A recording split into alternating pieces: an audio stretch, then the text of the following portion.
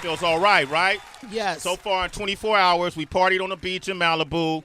We partied on a rooftop in Hollywood. Turn Tracy mic on for me. And we got up today and hit the ground running. TJ Jackson was our first guest this week. We're going to be broadcasting all week long. And I just kind of wanted to make it L.A. Central, you know, and I wanted the most important people, the most impactful people in L.A. to come up to this show. And I kept saying it for weeks. When we first made this announcement, the first people I said I wanted to have on the show were the gatekeepers. Yup. The ones who keep things real when it comes to this culture and hip-hop. I know because I watch them. I love what they do. The one and only Bootleg Kev and DJ Head are here. Yes, sir. West Coast was good. Yo. Shit, Kev. I'm just excited because I can say fuck on the radio. Man, say it, Kev. Fuck. Get off your chest. God damn. Damn it. Yeah, we here. The God hell. damn it. Guys are so restricted doing that terrestrial thing. Hey, you know, listen, man. it is what it is. You Can't know, really speak your heart. A lot of I bleep. say what I want to say, but you know, it's just re-recorded and then bleep it out. Yeah, man. You don't hold your tongue for nothing. At man. all. Man, were you like that as a kid? Like, Yeah. did you talk back to your parents? I just talked to my mom about that this weekend. She Uh-huh. was telling me that I've always been like that. I've always just said what it was. I would, tell the ladies in church that they were, heavy. Damn, Stuff bro. like that. Shout out to the BBWs, man. And I don't know. I just would tell them like stuff that didn't make sense. I didn't learn tact until I turned 26. Wow. Damn, till you turned 26. Yeah, that's when I learned What how happens? to like control my mouth. I don't know. I think I just matured. It took me Okay. a while to mature.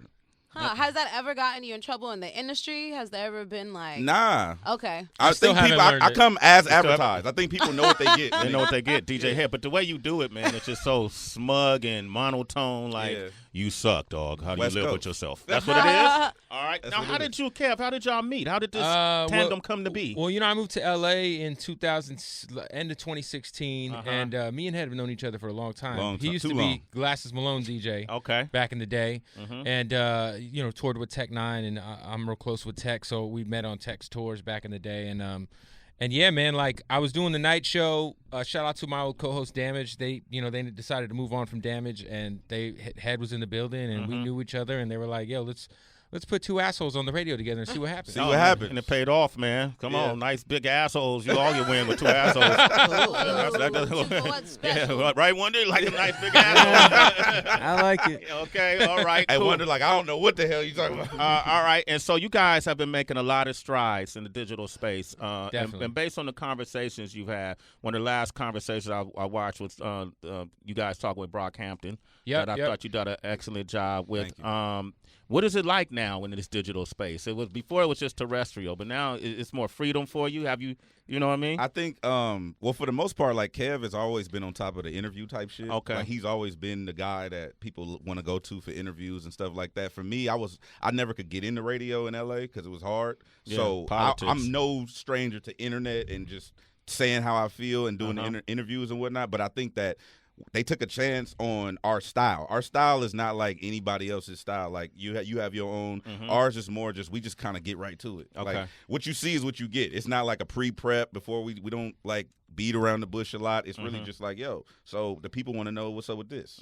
Yeah, and then I think too with what like obviously the space we're in, like we literally just everybody who comes in, we just pre-record like an hour of content with them, and then some of that shit don't even make it on the radio. Okay. Like, it just goes online. Most Yeah. of it honestly goes Most online. of it.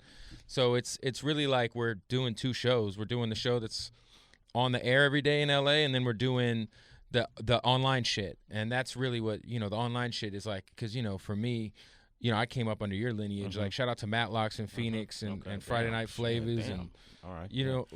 but you took us back. We was in Phoenix, too. No, Yeah, of yeah, course. yeah, No, yeah. but like as a kid, I used to buy all the Wake Up Show freestyle CDs. And, Wow, amen. I used to listen to your guys' shit when it was syndicated. And, Yeah. and so my entire career, I've been like I've always had a specialty underground hip hop show. Except for here in LA, I don't have that. So what I like to try to do, like we just had Razcast come and freestyle 2 weeks ago. We had Defari come and freestyle like 6 months ago. You know what I'm saying? Shout I'm like, out yo, to the far right. Damn. yeah, no. So I'm like, yo, like I still want to be able to like, give opportunities to the people who I really fuck with, who I really feel like don't have the light shine on them like they should. But like, obviously, it might just be the online thing. But that's kind of the world we're in right now. And those looks to me make bigger impacts than being on the radio for 2 minutes while someone's in the car. Facts. You know what I mean? Because it's not like, back in the day, I used to download interview clips from Napster. You know what I mean? Like, and now it's like the impact is really what lives online and on YouTube. So Bootleg Kev, DJ Head are here, man. Have you ever had an interview? What's the most uncomfortable moment you ever had in an interview? And we've had moments. Kevin Gates for Kevin sure. Gates, what happened? It was interesting because, like, you know, I'm from L.A., right? And we talk with our hands. I don't know about anybody else, but I know, like, we talk and, you know. DJ Head talks with his hands. I talk with my hands. I'm from L.A. Like, we just be like, yeah, you know, whoop, whoop, whoop. And I was talking, like, you know, moving my hands, and I guess I kind of, like, may have touched him. And that was a big problem for Gates. He was like, "Yo, sir, do not touch me. Please don't touch me again." And I didn't. Now here, in all fairness, and we talked about this on the radio, but I wasn't offended by it. Like, I wasn't as offended as the streets were. You know what I'm saying? They took that very serious. It was a really awkward moment. It was a real problem out here. You know what I'm saying? And I had to, like, have a lot of conversation with different people. I wasn't. They were way more offended than I was. Yeah, Kevin Gates. If you watch the interview, he came off like a real dickhead. It was a real bad interview. But we did talk to him after the interview, and we had a good moment with him after the interview. He stayed for an hour after the camera was album, off. Played us his album, like.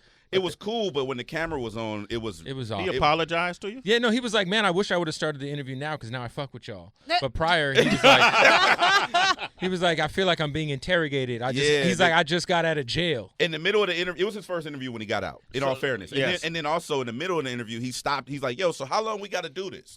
Definitely. And it was just like. Shout out to Kevin Gates. I'm a big fan, for real. Like, it was just a weird, awkward interview. So it was just circumstances. So maybe it wasn't so much a dickhead. He was just fresh out of jail and paranoid. Fresh. Fresh. If you mean 6 months fresh, then yeah. Literally his first interview since he had been out. So, or he direct like you. Nah, it was different. It was a little different. He's just an intense guy. Head almost got beat up in that interview, man. Shout out to Kevin Gates. I mean, the thing is, we'll talk about it later. What's your favorite? Yeah, we'll talk about it later. I'm joking. But no, you guys had a couple viral clips, but yeah, in that interview in particular, I was like, how do you guys hold your composure so much? Because if somebody's acting crazy to you, you just want to, like, react, but you guys just sat there and just kind of, like. I just kept the interview moving, man. Yeah. I'm a fan of Kevin Gates, so it's like I really genuinely fuck with dude's music. Like, while he was coming up, I was living in Tampa, so I saw his shit, like, in the South, and we just kept it moving. I just feel like I'm a professional. Like, that's all it is. And I knew he's an extremely intense, awkward guy at times. So if you watch his shit, you know you might get something like that. Like, he's an interesting guy. Shout out Gates. No, you guys do great work, and I'm happy to have y'all on the show because I feel like we all should have this kind of union going on amongst all of us who are like-minded, and just even listening to your purpose, you know, in terms of putting the Defar Rise, putting the Razzcasts on air. Is that your purpose? Like, what is your purpose? I feel in all like of this? My purpose throughout my whole career has been to be that, like, to do that. You know what I'm saying? Is to kind of like, you know, I've always done like a prime time slot, but like what I got into this shit for was to, like, you know, and you know, coming up, I used to be like one of these like hip hop elitists. You know, we were all like that at some point in time. You know, like a super like, man, fuck all that ain't real hip hop. You know what I'm saying? I think I got over that when I was about 19 or 20. But, you know, for me, it's like I still want to make sure that, like, the cream, you know, rises to the top, and if I could help that happen, you know, then by all means, that's what I feel like. You know, if I could give somebody an opportunity that, like, we got Marlon Craft coming in tomorrow from New York, who's fucking fire. Yeah, we love him. Yeah. And nobody else in LA is gonna give that dude a look because they're just not tapped in, and he's fucking ill. Really? Yeah. Marlon Craft in L.A.? People ain't showing? Nah, I've been texting with him. He's like, man, yo, I appreciate it. He's like coming out here to do the show. Like, so, like, I think that, like, stuff like that, you know, like, even like somebody like a Tech 9 who obviously I first heard on your shit. You know, like, Tech's like a guy who I feel like is one of the greatest live performers in hip hop history. Like, absolutely. And some of his music I don't rock with, but a lot of it I do, and I do feel like he's one of the greats. So like, anywhere I've ever been, I try to make sure, like, Tech and Chris Calico, like, yo, you guys got a station to pull up on. Like, you know what I'm saying? Like, and obviously Tech's an acquired taste, but, like, he's a great. Yeah. And he's awesome. Yeah. He stood the test of time. I feel like my purpose in this is, like, really on some, like, locally is just to give a, you know, voice to the voiceless in my community.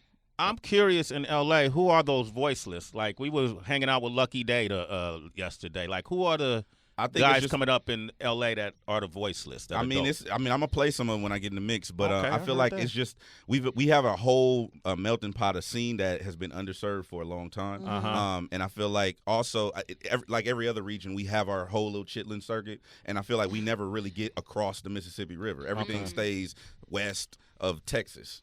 Definitely. And I think that's a real issue for me. So my personal agenda is to make sure that the whole country, the whole world hears this LA shit we got going. A lot of LA shit, like it stays regional. You know what I'm saying? And I do feel like Head's doing a great job of championing that. Like, shout out to all the there's Rucci, there's One Take J, RJ, RJ. I mean Perico. AD, yeah. It's so many people. Buddy's from out here too, right?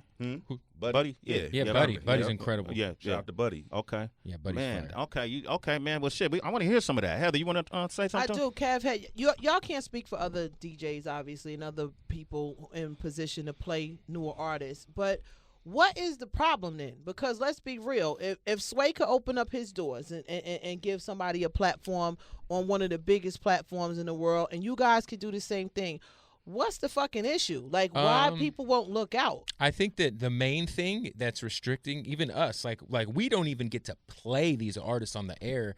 It's really the terrestrial radio business model.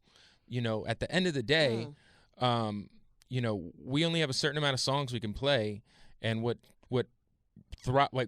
pushes the entire business is commercials, right? And ratings. So, so it would be against best business practices to play random shit no one's ever heard of on the air at 7 p.m. when we're on, and it would affect the revenue, it would affect the bottom line negatively. So when you're in if you're listening right now in whatever city you're in, and you're like, man, the local radio fucking sucks dick. They don't play they play a bunch of fucking bullshit. They always play the same old shit.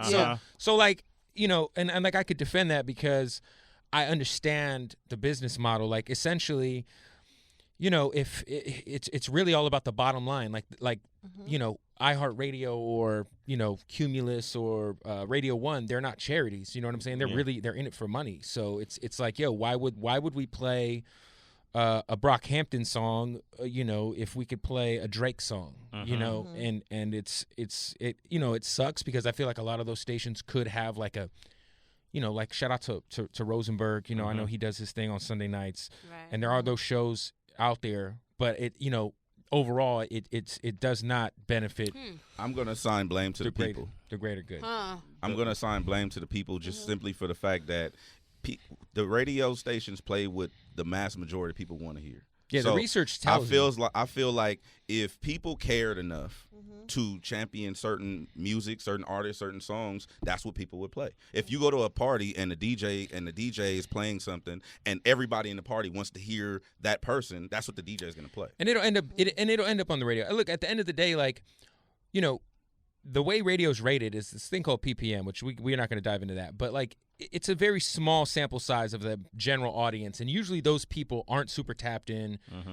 It's really they're giving a fuck about the Drakes and the Travis Scotts and the Post Malones and all that stuff. I call it topical, the topical layer.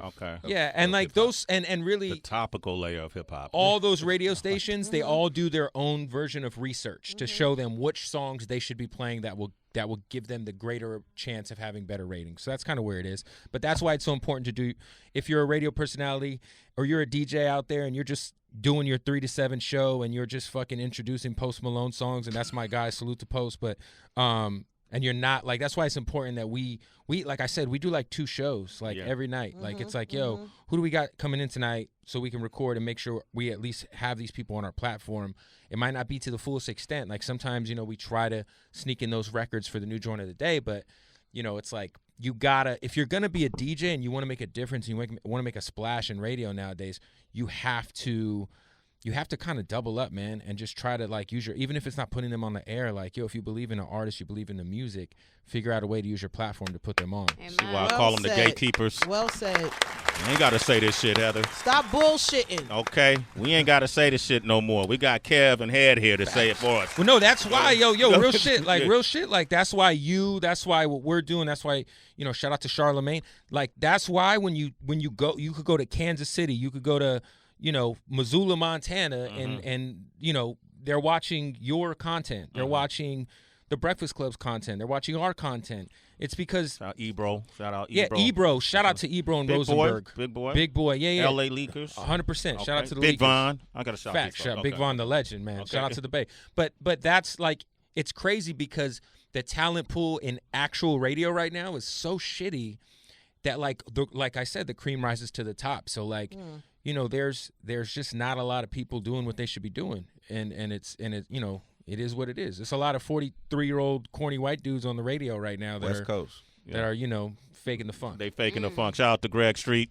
world famous Wake Up Show, Sway and Legend. Tech. Shout out to everybody. Yeah. Everybody. Well, that's why we're here at Sirius XM. We don't have no PPM problems no more. Hey. Come on, join us, fellas. Goddamn Hey, right. Open that fucking door. Let's go. Fuck. I'm in LA for a Feels reason. good. Hey, Feels good. That sounds like an official Feels job good, offer. man. I'm not allowed to discuss these types of Yeah, I don't listen, care, hey, you know that's what? why we out here can't. recruiting.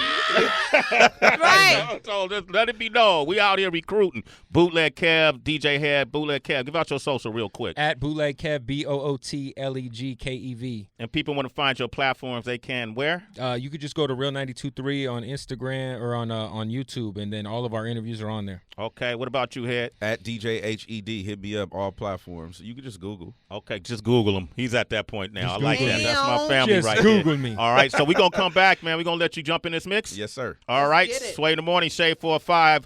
West Coast, coulda neck gang, coulda West neck Coast. gang. By the way, can we shout out Wonder's T-shirt game, Best in Hip Hop?